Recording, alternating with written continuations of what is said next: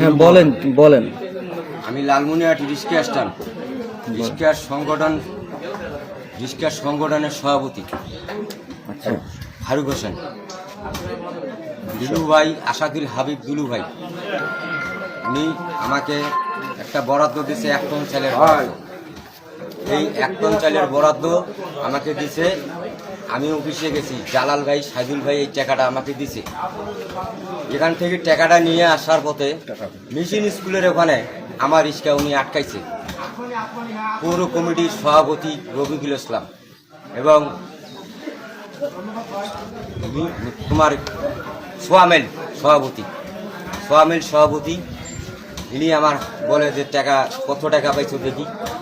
টাকা উনি নিয়ে আমাকে 17,000 টাকা দিয়ে 16,000 টাকা উনি গণি নিয়ে আমাকে বলে তুমি যাও। আর আমি এখন এই টাকাটা আমি কিছু অনুদান দিছি ইউনিয়ন, মোগলহাট ইউনিয়ন ফুলগাছ, ওখানে আমার সেক্রেটারি আছে, তার হাতে 5,000 টাকা দিছি। আর বাকি টাকা এখানে আমি রিস্কা সংগঠনে যে আমার জেলার শ্রমিক ভাইরা আছে তাদেরকে কিছু অনুদান দিছি। আর বাকি টাকাটা ওনার হাতে আছে। এই টাকাটা পাইলে আমি এই রিস্কাওয়ালা ভাইকে আমি আরেকটা অনুদান দেবো। আমার এই টাকাটা আছে অনুদানের জন্য, আমাকে খাইতে দেয় নাই।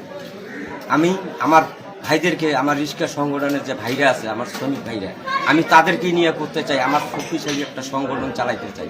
এই রিস্কা স্থানে অনেক দুর্নীতি হয়েছে, অনেক কিছু হয়েছে। আমি এইবার প্রথম আমি আমার কাছে আসছি। আমি দুলু ভাইকে বলতে চাই যে দুলু ভাই, আপনি এটা দেখেন, এই বিষয়টা দেখেন।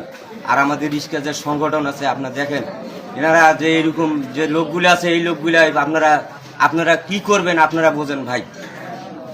আর আমি মনে করেন পালায় বেড়াইতেছি, রিস্কাওয়ালা আমাকে ধরতেছে, মোবাইল করতেছে, বুঝছেন। আমি কি করব আমি বুঝতে পারতেছি না। আচ্ছা, ঠিক আছে, ধন্যবাদ আপনাকে। এতটুকুই তো আপনার বক্তব্য নাকি? এতটুকুই বক্তব্য। ঠিক আছে। এখনো টাকাটা পাইনি আমি।